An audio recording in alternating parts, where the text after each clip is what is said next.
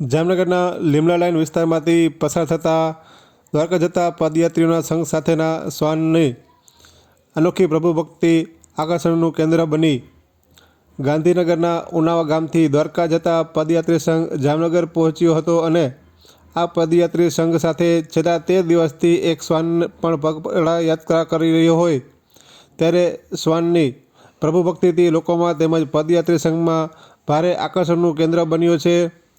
340 કિલોમીટરથી વધુનું અંતર કાપીને જામનગર પહોંચેલા આ શ્વાન ફરી દ્વારકા જવા રવાના થયો હતો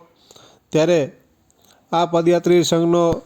સોશિયલ મીડિયામાં આજે સાંજના સમયે વાયરલ થયો છે।